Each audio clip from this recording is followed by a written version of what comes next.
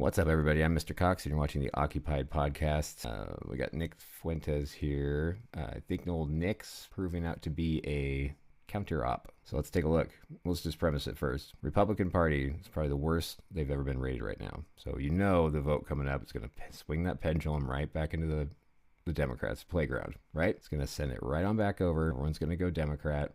Nick Fuentes has been saying lately, after he's got a big following, his #1 streamer in America, Republican Party's falling all apart. And now the pendulum's going back. Nick Fuentes says, I'm done with the Republican Party. I'm done with them. I'm going to be a Democrat now. I'm going with the Democrats. Fuck it. He's doing the same thing with the Jewish thing now, saying, you know what? If the Jews are so great, if everything's, they're a top dog, they're going to win, then I'm joining them. That's what he's saying. So now he's going Democrat, he's going Jew. So that's what I think the play is. I think he's infiltrating the Democrats now, and he's bringing his conservative party with it. And that's where the Jews are going to go too. I mean, they're already in there, but you're starting to see AOC flip around. She's starting to mention a bunch of things that, you know, allude to that. And it's just going that way. I'm seeing all these, and Fetterman's getting all, you know, way more into it. He's got his own silver pager now from Benjamin Netanyahu now. It's just all flooding that way because they have to stay on top of whoever's the predominant party, whoever's in office, whoever's got the presidency, whoever has the majority of the House. That's who you're going to see them putting their time into. They're more of their people. So the Republicans are going to be on their way out. They use and abuse them. They fuck them.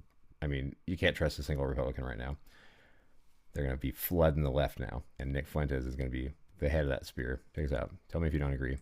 Statue of Pirates of the Caribbean, Jewish plot. Statue of Liberty, Jewish plot. Minecraft movie. Jack Black. You know Jack Black is Jewish? Okay, so what? Lava chicken? I mean, seriously? So I'm switching. So I'm joining them. You know what? If they run everything, maybe they're onto something. If they're that good, maybe it's time to switch sides. If what you say is true, the Statue of Liberty, the Pirates of the Caribbean, the Dutch Republic, Jack Black, the Federal Reserve. If what you say is true, you know, maybe it's time to just, if you can't beat him, join. Who's gonna beat him then? Well, our ragtag team of UFC fighters, female comedians, fake professional gamblers. Dude, if they're masters of the universe, if they have remote viewing and they control the storm on Saturn and they control global finance and all, who's going to beat them? Jake Shields and Dan Bilzerian? Dumb and Dumber? Tweedledee and Tweedledum? If that's what we're working with, dude, I'm signing up with the Empire. I'm gonna be a fucking stormtrooper. So anyway. And this is after Nick started locking down this $1 million deal with Mark Levin's old sponsor. They're dropping Mark Levin and they're picking up Nick Fuentes, who's gonna be the new poster child of the Zion movement. Mr. Switch Sides. Tell me that wasn't a little Trojan horse to get in there. You know, I was thinking that, or either I'm thinking, well, this kid's young. Maybe he's got no values. He's got no strong moral compass, and he's just, whoever's going to offer him the best deal, that's who he's going to pump, that's who he's going to be behind. You know, if you're young and you just don't have any direction, seems like that, you know. But I don't know, he seems pretty diehard about his country. He did, but if he's willing to take any dollar, I mean, yeah, it's a lot of money. Say no to it. I've never been in that position. I'd like to think that my values and my morals and my experience in life has brought me to a point where I'd be able to turn down that kind of money and think bigger picture. Hey, I've got, you know, I'm 42 years old. I don't want this shit going on. My kid's going to be an adult someday living in this world, trying to have kids of his own and work a job and survive too. I just don't see any benefit for it. But if I'm a 20-year-old kid, I don't even know. I just grew up in this era where, you know, Trump's out there. Everyone lies to you constantly on TV. We got the government trying to kill you all the time with COVID and all this shit. People don't have a lot of hope. It's just a whole different generation. I could see that happening. But this kid's too slick. He's too good at what he does. He came up in a weird way. His sponsors are now leaning towards, you know, being a Zionist, Israel firster. Everything about it just says operative, counter op. Came in that way, Trojan horse. You know, he suddenly just, like, he was small shows. He was in Laura Loomer's camp at one point. Like, what? Laura Loomer, we know, is a freaking, yeah, she's an operative. If a bad one, she's at least a volunteer. I don't know if they're paying or anything, but they got some kind of promises going to her. She sucked a dick to get on Air Force One. She offered a guy a blowy, and they let her do it. She got on. She has a desk in the Pentagon now. This bitch is dumber than rocks. At least Nick's smart. I mean, he's obvious. He's not. He likes to think he's not, but very obvious. I don't know why he'd just be flip-flopping all over the fucking place. He has no game plan whatsoever. The game plan is to flip-flop all over the place. That's the game plan after he's got a big following, and he seems very diehard about one direction, and then suddenly, I'm going Democrat. I'm going with the Jewish lobby. I'm going Israel first. I'm going to be a stormtrooper. So you're going for the bad guys. Stormtroopers are the bad guys. Is that what you're saying? Because they're not the good guys. They're going for the bad team. Oh, well. So that's good because, little Adolf's not exactly the best, guy you want rooting for your team anyway. Ian Carroll said it pretty good. He said, he has no values. He doesn't seem to be good to women, doesn't want women, doesn't want a family. Just basic things that, that would make a person a little more solid of a choice to follow. Someone who's a father or a mother. They understand values, family values. They understand what it's like to raise a kid. That's why a lot of these people don't care if they don't have kids. They don't know what it's like to worry about them all the time and worry about their future. It's crazy shit. It really puts things in perspective. I was like him for a long time. I just me. Had a lot of money, blew a lot of money all over the place. Thought about myself. I still think about myself a lot, but I work on it. Trying not to be selfish. That's what something of being a father brings you. You get to have reflection because you see yourself in your child, and then you look at the world around you and you go, "Is this really what he's gonna be coming up in, or her, or like what's gonna happen?" I don't know, but we got this whole crazy, we're right in the middle of a biblical thing here. I'm not religious, but I can see just as clear as anyone else that there is a biblical structure around this. Either these nut jobs are forcing biblical prophecy to happen by following the book, or it's actually happening. Either way, it's still happening. That's what their goal is. Their goal is to take over and have headquarters Jerusalem. If you don't believe me, let's take a little trip down education lane. All right, hold tight. All right, 3 U.S. states have declared the COVID-19 vaccine as a bioweapon. Check it out. 3 U.S. states have introduced legislation classifying and designating the mRNA injections as biological agents and weapons of mass destruction. The states include Minnesota was last year, and then a few weeks ago was Arizona, and then just yesterday was Tennessee. That's not the end of these developments. We have to remember the Alliance of Indigenous Nations, which is an international governing body recognized by Canada on a nation-to-nation basis.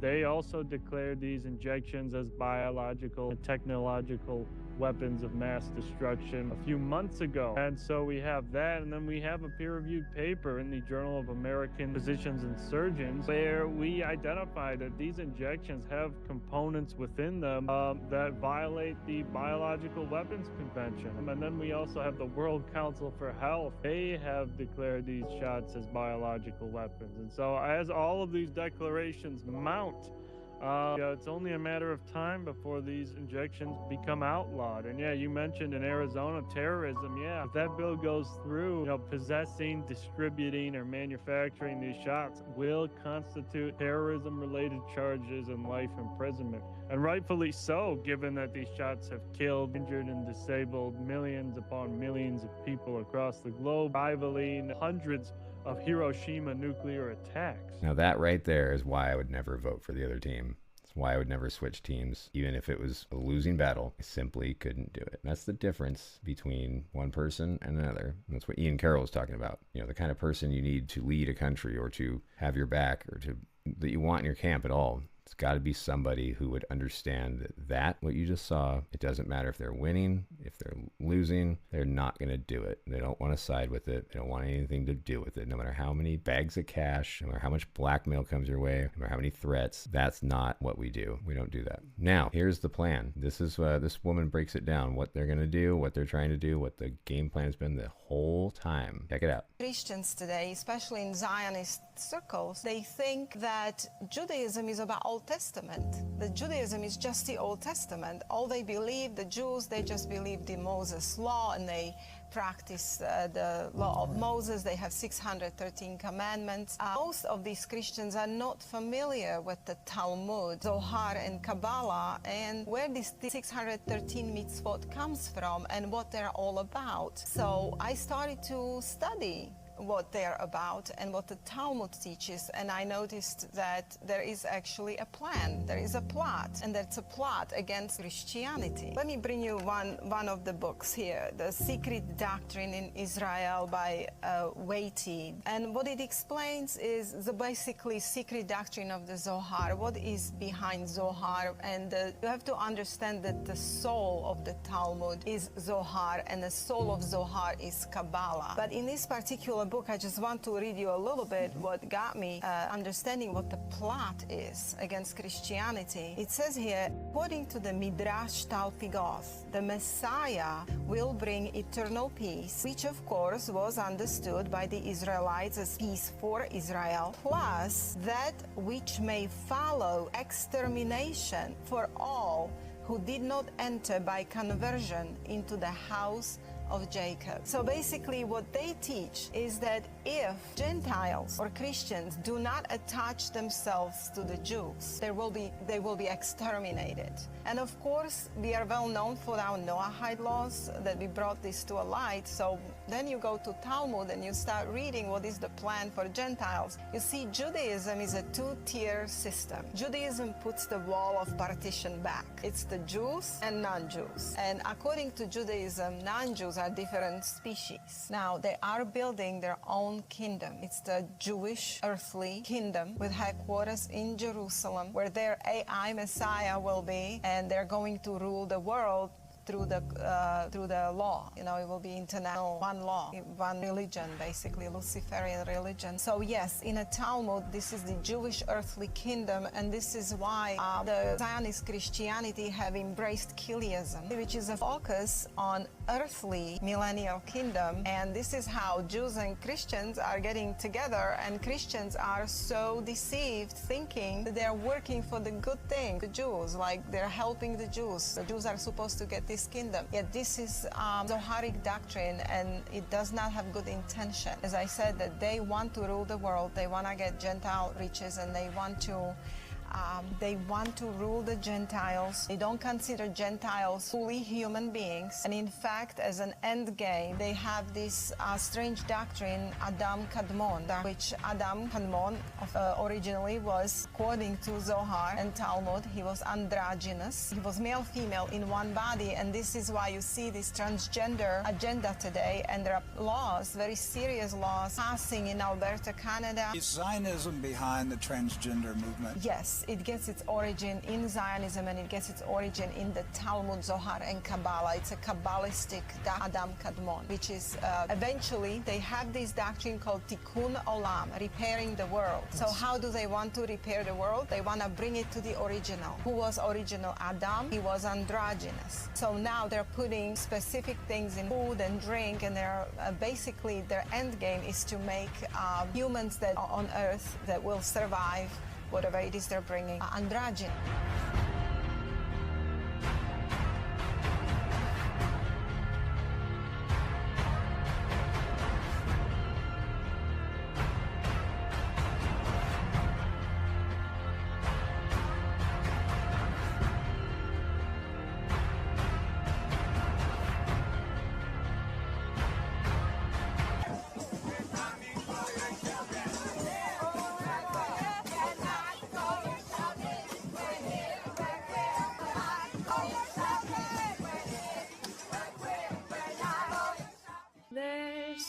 Sexes, genders in the Talmud with many mentions. Let's get into what they are. There's Eva and Zakar, the two you hear as female and male. Androgynous for an intersex person with both female and male sex characteristics. Tum a person with obscured or unclear. Okay, we get it.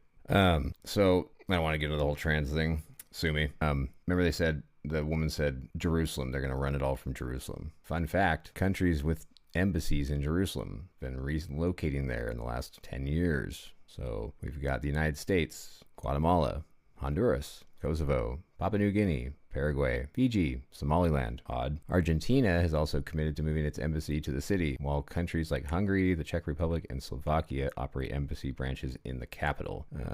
The status of embassies in Jerusalem remains a highly sensitive diplomatic issue, as the international community largely refrains from moving missions out of Tel Aviv until Palestinian claims to East Jerusalem are resolved. They're moving all there anyway, even though the Palestinians had some claim to land there because it was stolen from them in 1948, I believe, right after Israel became an official place, where they did not invite the Palestinians to be a part of the conversation when they gave their land away. Before that, the Brits were occupying Palestine for a long time. So once the Brits were tired of the whole thing, And they're like, you guys can come here. And so they had a meeting, the Rothschilds and all these states and countries around it. Like, what are we going to do with this little plot of land here? We're going to figure out something to do with the Jews. They're ruining Germany and Europe. We don't want them there anymore. Well, we could just give them Palestine. We could get the fuck out of here. And the Brits are like, hey, sounds good, mate. And so the Brits took the fuck off, handed the keys over to the Israelis, the new Israelis, the Polish and Eastern Europeans, and said, have a blast. They're all yours, fuckheads. And they hightailed it out of there. Next thing you know, Egypt, Lebanon, Syria, a couple other places attacked because it wasn't cool. They're like, what the fuck, man? You just gave their shit away? And the Israelis are like, oh, well, we're already backed by like all these countries. We got a bunch of fucking military. So we're just going to go ahead and just grab a few more spots, if you guys don't mind, real quick. So they fought a war, grabbed Jerusalem, a few other places up there. And now it's been theirs ever since. So, but now all these embassies are moving there, which are doubling down on the fact that they stole it and they're not going to give it back. I was like, well, I'll just put an embassy there. Well, no, we still haven't figured it out. Like, well, fuck them. It's a nice, let's just put it there anyway. I don't care. I'm like driving to Tel Aviv right now. It's closer. Come on. It's pretty shitty. I like how the entire world is just collectively shitting on the Palestinians. They're like, who, that? You call that a genocide? There's not enough people there for genocide. There was like, I don't even know how many we killed. You weren't keeping track either? Whatever. No one even knows. They're not supposed to be here anyway. God said so. In which book? That one. Which one? The one over there. Leaves his buddy in the dust. That's how they're getting treated. That's why they bomb them and cover them in rubble so you won't ever find the bodies and count them. That's why they kill journalists. You know, they're going around in boats now on the outside on the West Bank, and they're watching them bomb, and they're selling tickets so they can watch it, and they could pick out plots of land they're selling in the UK in synagogues and in New York in synagogues. No one's doing anything. Nobody. Bunch of groups. The UK sounds like they're kind of like doing something. Maybe they had some report come out. Whoop-de-doo. Well, hopefully that report turns into something cool, like handcuffs or treason charges. Stew on that for a minute. All right, let's get this fucking weird off my screen. Now, here we go. This was the little thing I was talking about here. Mr. John Caraco. I don't know how to pronounce his name. I'm not going to try. We are sitting in Miami, Florida, and just about 2 months ago, Governor Ron DeSantis, the governor of Florida, pushed through the Florida legislature a bill making it a criminal offense to criticize Israel. A criminal offense, obviously, clearly unconstitutional. So it'll have to work its way through the courts. But right now, it is a felony to criticize Israel. So I happened to be here about 4 weeks ago, and a woman just nearby the studio in Miami Beach wrote a Facebook post criticizing Israel on purpose. The very next day, police, did you post this thing in Israel on Facebook criticizing Israel? She said, yes, I did. You're under arrest. Well, not only did the Florida legislature pass this ridiculous bill into law, Governor DeSantis didn't sign it right away. Instead, once it was passed, he flew to Israel, signed it in the presence of Benjamin Netanyahu, and then gave Netanyahu the pen as a souvenir. I'm confused as to what country I'm living in these days. Yeah, it's almost like a humiliation ritual. I mean, Randy Fine was supportive of that as well. I mean, he helped pass the anti-Semitism laws. And the crazy thing is, if you were to say the things that he say about Muslims, about Jews, you would be in jail. Oh, yeah, I'd be in jail. That's right. How is that not the height of hypocrisy? That's right. Like, I don't understand it. And it's just, for some reason, it's being accepted. And I'm just tired of it, you know? I'm tired of tiptoeing around it. You said something a minute ago that I want to explore. You said you believe Randy Fine is worried because of some of the positions that he's taken. They're not playing well right now in this election. Can you tell us a little bit about that? Yeah, I mean, I think he sees, like, his comments. I mean, everybody hates him. He did the TMZ interview after I did. And you know what? They gave me a lot of shit on there, but I got to give them credit. They gave Randy a lot more, and they held his feet to the fire, and they did come with receipts. So I do have to give them a little credit for that. But I think his PR team was probably well, at least he was pretty heated with his PR team after that, I'm sure, because that was a rough interview. And since then, you know, he's gone on some softball interviews. But if you look at I mean, he did Tim Pool's podcast, and they had to turn off the comment section. They literally had to turn it off because it was just roasting him. And then people were actually paying money to roast him because they made it the comment section monetized. And people hated him so much that they were paying the podcast to talk to him on air. And so I found that, like, that's pretty telling. So I think he understands if this is a nationwide election, he would be smoked. The only thing that he has in his favor is the fact that, like, you know, 70% of this district is 55 years and older. And, you know, they got, you know, propagandized with this Israel's our greatest ally, like, blah, blah, blah, blah, blah. They still think it's like, oh, just right against the left. And if we get rid of these liberals, then we're going to be fine. And it's like, I get it. Like, the liberals are crazy. Their talking points are nuts. Yeah. You know, but I also look at it from a honest lens of, like, where is that coming from? That is coming coming from the Jewish media that's telling them these crazy things. And I know that's like another thing that, oh my gosh, you can't say that. But like, it's no secret who owns most of the media. And so, I just think there has to be responsibility. I mean, if Muslims own the media and they were doing this, we would be going nuts. Yeah. But this message is not coming from Muslims. It's not coming from Christians. And so, I'm just calling it out. And with respect to him being scared, I just look at what he's saying. I mean, he never in a million years would have said that he was going to cut off funding to Israel, because he talks about Israel all the time. I mean, every post is either about Israel or him visiting this college to talk about anti-Semitism. It's either about Jewishness or Israel constantly. And I think people are tired of that, like they're waking up to the fact that Jews are not victims. They're crushing it. They're overrepresented in everything. They're doing really good. And, and not that like, I'm like, oh, these, we got to get rid of these Jews or whatever. I'm just saying, like, they have to have some responsibility with this massive disproportionate amount of power that they have. And it's like, if you're wielding the power, fine, then no problem, no criticism. But, anybody that is in a position of power in America should be able to be criticized. And I'll just add to his point there. If they have all the power, which clearly they do, it's not a trope or anti-Semitism, it's just a fact. Since they have all the power, no one would have a problem with this if they were not doing the most alarming shit known to man. I mean, if they're just like, hey, we're in charge, we don't exploit it, we don't do anything with it. Everyone knows that we're in charge, we just never put the boot down because we don't have to. We're just peaceful people, we just do our thing. We're not hurting anyone. We just happen to be really successful and be at the top of all this shit. Cool, by all means, whatever. I don't care. I'm not up there. If I wanted to be up there, I'd have to work a lot harder than I do. And so I'm not going to bitch and complain about it. But the problem I see Dan poking at here is they're up there. They know they're in charge. They know they have power. And they're exploiting the holy shit out of it. Like committing war crimes, genocide, moving forward with more. I mean, just country after country after country. I mean, they're going to fucking just take, if we just continue like this, they're going to take out the whole fucking world, the whole Middle East. I mean, that's stuff that you don't really think about all the time. Like, you think, is a group of people really going to do that in my lifetime? Yeah, they're going to do it unless someone does something. And we're in the position right now to where all the positions of power that could actively do something about this, effectively do something about this, is been taken over. They're occupied. It's just unbelievable. And, the Brits are starting to realize this, because it's not just our country. It's fucking everyone. Australia's been bitching about it. France just caught one of the Israeli, they're buying elections over there. So voter fraud kind of stuff going on in France, UK, Australia, here. Just think about it. I mean, Canada's probably going to go under soon. It's Canada. You think they mind their own fucking business. They're not. They've been all fucking twisted up there. See what's going on there. But here's what I'm talking about. This is UK. I don't know this guy's position. He's up there. We'll find out when we watch the video. So check it out. Is over 200. This report is over 200 pages long, and it goes into the root causes of probably the most extensive, widespread scandal that has ever beset Britain. It goes to every corner of the country. It's not in silos, it's everywhere. And it involves failure by the British establishment. And by the British establishment, I mean, obviously, government ministers, the civil service, local government, social services, the police, the judiciary, the NHS, and the media, who is supposed to be the guardian.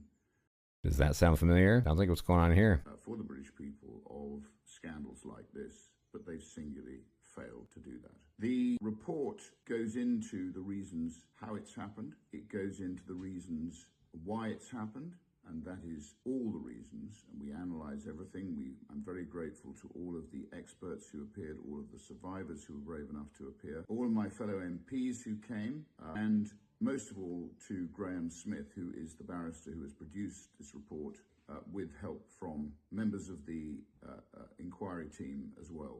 I'm immensely grateful to all of them. It's been a very harrowing experience. Some of the testimonies we heard were beyond believable. And it is an evil which needs to be dealt with, and dealt with now. I want to let people know that this is not the end of it. We will be pursuing those people who have failed us.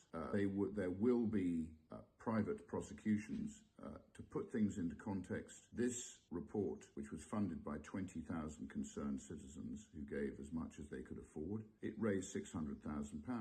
The J inquiry alone cost the taxpayer $186 million. We still have funds left to help us to pursue private prosecutions and to start the process of prosecuting those people who have failed us.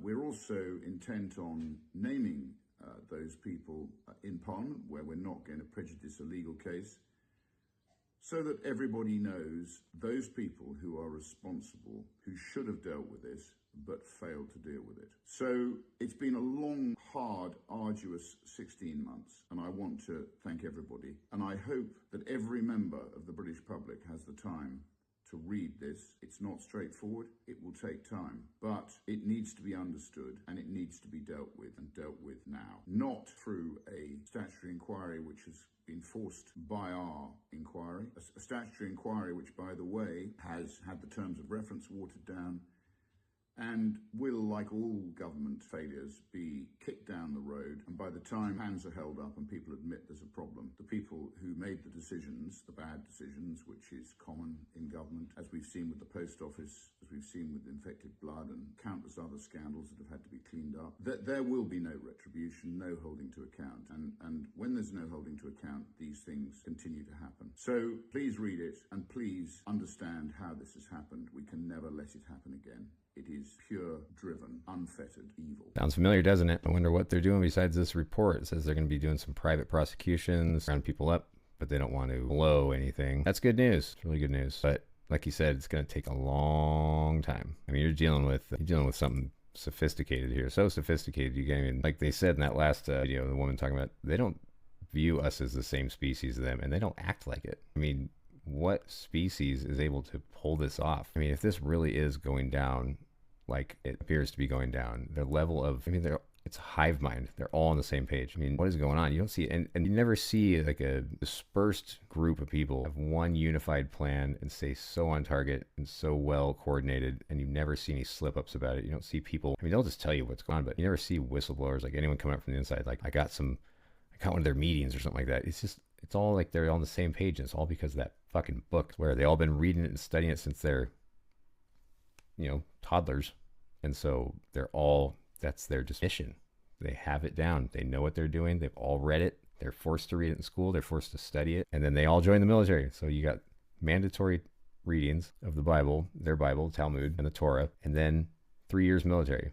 So they all go through the same process of just doing this. But then what's weird is all the people, like the Christian evangelicals, helping them, but that's baked into the other Bible too. But it's really not, though. They manipulated that whole phrase. I don't know what that's coming from, but they all think that because they there's been a campaign to bring over pastors. 1,000 pastors were, like they're spreading those ticks around, the weaponized ticks. They did that with pastors. They weaponized them, got them all fucking full of their message, and sent them out into the Bible Belt and then across the United States to start brainwashing the Christians to be their whipping boys. Who thinks of this shit? Who does? I can't even put together 4 people and have a band without blowing something. I fucking want to work with you people. Fucking leave me alone. I'll write my music by myself. I don't play well with others. You never see a homeless Jew, ever. Have you ever given change to a Jew before? I haven't. They're all hive mind networked. They don't let their other man down. Never. They stick together. That's one thing I respect about them a lot. You never see a homeless Jew.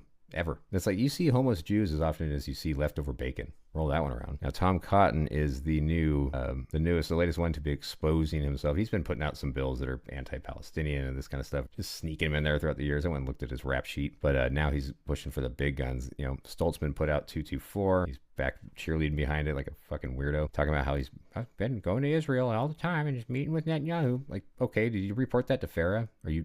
that's just normal. You just head on over by yourself to Israel and talk about plans for the U.S. to merge military. Who the fuck are you? You seem like the authority that should be going over, flying and talking about a deal like that together. You're talking about merging our militaries, and you fly over there by yourself and meet with Netanyahu. You're a representative of one state. Who the fuck do you think you are? Oh, that's who he is. Okay. Yeah, he's Netanyahu's new bitch. So this guy is too. Check it out. He's putting in this. So first they merged the military. Okay, that's what they're voting on. 224 of the NDAA, that's about merging the militaries. This one, 622, is about merging Mossad and CIA. And Mossad is the most crooked organization besides the CIA. These two together is going to be a fucking holy shit. You talk about putting something together. That's like putting Manson and fucking, what's his name? I think of this. 1 second.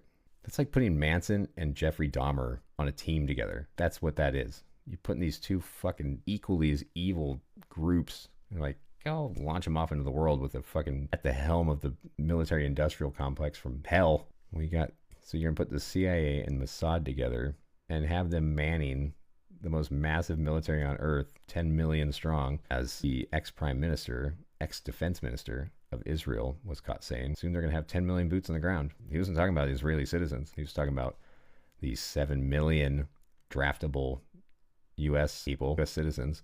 He's talking about the 7 million draftable U.S. people. He's talking about the 3 million they already have. Do the math. 10 million boots, merging militaries, massive army. Now they're blending. They're having a little CIA Mossad baby now. It's going to come out with fucking horns on it. Just wait. Check this out. Get money. Let's get money, motherfucker. All right, I'm going to pause that shit. So it says, U.S.-Israel intelligence sharing expansion, further embedding Israel into America's most sensitive national security apparatus, and makes it nearly impossible to unfuse the two, basically. So here's Marlon Stutzman. He's the representative of Indiana, who's leading the fucking parade on this one.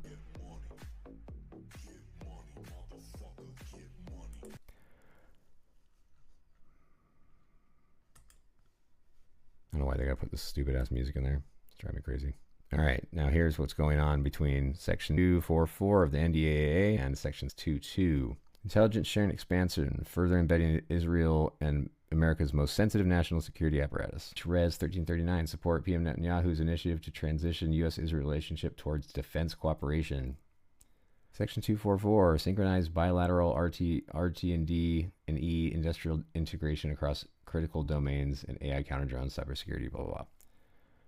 And last but not least, I hope this is last, U.S.-Israel Framework for Upgraded Tech, Unified Research, Enhanced Security Futures Act creates frameworks for joint ventures, co-production, and rapid fielding of Israeli tech into the U.S. military. These people, they have to be operatives. They have to be. Either that or they're brainwashed or they're fucking just straight up operatives from Israel. I mean, how could they think this is a good idea? How could this not be treason? They're selling your country and they're fusing it together one by one. So Jerusalem's going to be in charge of the United States. They're going to draft everybody. They're going to draft your kids. They're going to fucking make you all work slave labor. And you're not going to be able to talk about it or do anything because they'll have drones and data centers and all kinds of shit going around. It's in the Bible. That's what their playbook is. All you have to do is look at it. Doesn't take long. It's all right in front of us. And we're like, oh, fucking, that's not going to happen. You're a conspiracy theorist. Mark my fucking words. They're following the Bible, the Talmud and the Torah. That's their playbook. Piece after piece after piece. It's been going on for a long time. Bet you didn't know that they declared war on Germany in 1933 either, huh? They buried that one. So let's finish this up. Joe Wilson. Okay, so HR 1229, the U.S.-Israeli Defense Partnership Act, mandates a Defense Innovation Unit office in Israel, cooperative counter unmanned systems programs, RDT&E, on emerging technology like AI and robots, and efforts to fold Israel into the U.S. National Technology and Industrial Base, NTIB. Okay. The whole of government takeover by Israel. Section 622. Section 4615, the U.S. Israel Intelligence Sharing Enhancement. That's by Tom Cotton. 244. This one already they shot down Ro Khanna's amendment for it. That's the fiscal year 2027, the U.S. Israel Defense Technology Cooperation Initiative. Then HR 7560, Section 3855, sorry. U.S. Israel Framework for Upgraded Tech, Unified Research, and Enhanced Security Futures Act. Then you have HR 1229, U.S. Israel Defense Partnership Act. These are like all just like the same shit. And then support of Prime Minister Benjamin Netanyahu's initiative to transition the U.S.-Israel relationship towards mutual defense cooperation. We're thinking, oh, they're saying they want to get off funding. They want to back out of that $3.8 billion floor, which more like has been like 20 billion, a lot more. It's like, we don't need your money anymore. We'll just come on in. You, bring me a coffee. Dude's like, what? Bring me a fucking coffee, boy. Who the fuck are you? It'd be like that scene in Austin Powers. He pushes the button. Beep. Fucking falls down the chute. Oh my God. Sharks with laser beams attached to their head. That's what's happening. Someone else comes in. Why the fucking Israelis telling everyone what to do and throwing people in pits with sharks with their fucking laser beams stuck to their head? Beep. Anyone else? Nope. All right. Ooh, where's that coffee at? Yeah, that's what's going on, man. All right, then we have this. This is our 250th anniversary. I know this is all fun and games. It looks like this guy's having a good old time, but keep in mind, this guy's getting arrested at the White House for criticizing Israel on our 250th anniversary. How does this make sense? This is what's going on. Look at the load of cops. So many. pretty sure I didn't break them all. I'm pretty sure. But I might be going to jail. So I don't know if what's developed since then. We'll keep an eye on that one. Probably still in jail.